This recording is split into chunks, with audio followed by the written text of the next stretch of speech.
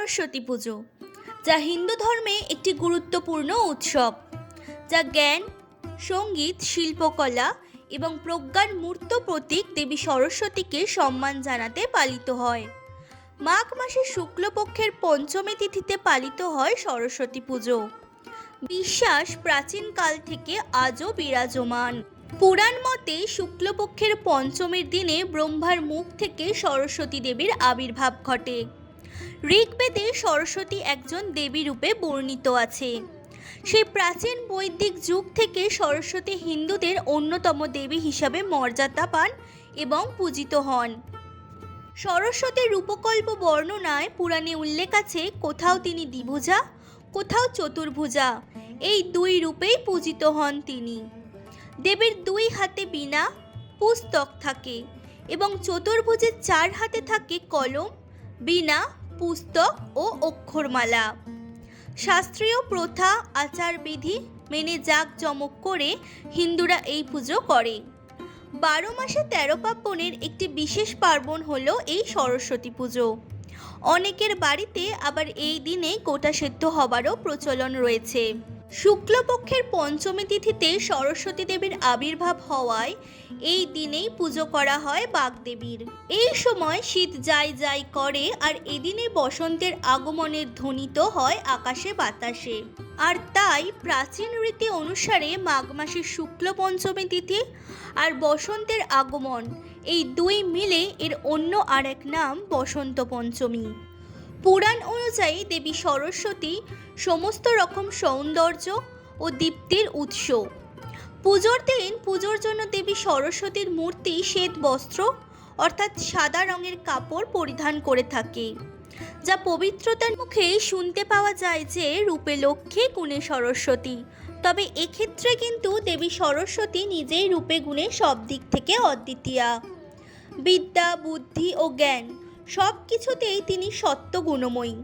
তাছাড়া বাকশক্তির প্রতীক হিসাবে বাগদেবীর নামে তিনি পরিচিত। ঋগ্বেদে দেবী সরস্বতীকে নদী রূপে কল্পনা করা হয়েছে, যিনি প্রবাহমান কর্মের দ্বারা বিশালতার অনন্ত সমুদ্রে মিলিত হয়েছেন। সঙ্গীত, শিল্প এবং বিদ্যার দেবী হিসাবে তার এক হাতে পুস্তক অথবা বই আর এক হাতে থাকে বীণা। তাছাড়া পুরাণ কাহিনী অনুসারে জানা যায় যে শুম্ভ নিশুম্ভ নামক অসুরদেরকে বধ করার সময় দেবীর যে মূর্তি কল্পনা করা হয়েছিল তা ছিল এই মহা সরস্বতী দেবীর মূর্তি। আমাদের বাংলায় আবার সরস্বতী পুজোয় আমরা দেবীর দুটো হাত ও রাজহাঁসের পিঠে বসা আছে এমন মূর্তি দেখতে পাই। রাজহংস হলো জলে, স্থলে এবং অন্তরিক্ষে, অর্থাৎ সব জায়গাতে হাঁসের গতি সমান।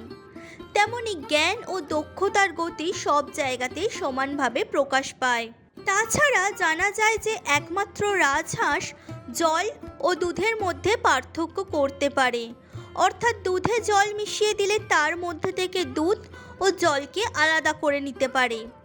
আর সেই কারণেই জ্ঞান সাধনার ক্ষেত্রেও কিন্তু হাঁসের এই স্বভাব অনেকটাই তাৎপর্য বহন করে থাকে। সেক্ষেত্রে ভালো জ্ঞান গ্রহণ করা হোক আর খারাপ কিছু বর্জন করা হোক। আর সেই জন্যই বাহন হিসাবে আমরা হাঁসকে দেখতে পাই দেবী সরস্বতীর পায়ের নিচে। সরস্বতী অর্থাৎ সরস এবং বতী। সরস্বতীর অর্থ হলো জ্যোতির্ময়ী, আবার সর শব্দের অর্থ হলো জল। সেই ক্ষেত্রে যেখানে জল আছে সেটাই সরস্বতী। বৈদিক দেবী হলেও প্রাচীনকালে তান্ত্রিক সাধকরা সরস্বতী দেবী বাগেশ্বরী আরাধনাও করতেন। বাহুল্য সরস্বতী পুজো প্রাচীনকালের বর্তমান সরস্বতী পুজোর মতো ছিল না। ঊনবিংশ শতাব্দীতে পাঠশালায় প্রতি মাসে শুক্লা পঞ্চমী তিথিতে ধোয়া চৌকি কাঠের ওপর তালপাতা, দোয়াত কলম রেখে পুজো করার প্রথা ছিল। কেননা বিদ্যার সমস্ত সরঞ্জাম যেমন বই, খাতা, কালির দোয়াত, খাগের কলম, তালপাতা যার ওপরে প্রাচীনকালে লেখা হতো, সেই সমস্ত কিছুকে দেবী সরস্বতী মানা হতো। সেই কারণে প্রতি মাসে শুক্ল পঞ্চমী তিথিতে এমনভাবে সরস্বতী পুজোর প্রচলন ছিল। তার সঙ্গে ইংরাজি ভাষা সরস্বতী পুজোর দিন কোনোভাবেই পুজোর ক্ষেত্রে রাখা হতো না, অর্থাৎ ইংরেজি বইয়ের পুজো ছিল নিষিদ্ধ। তবে আধুনিক শিক্ষা প্রতিষ্ঠানে সরস্বতী পুজোর প্রচলন হয় বিংশ শতাব্দীর প্রথম দিকে। নিজস্ব সংবাদদাতা, সংবাদ শিরোনাম।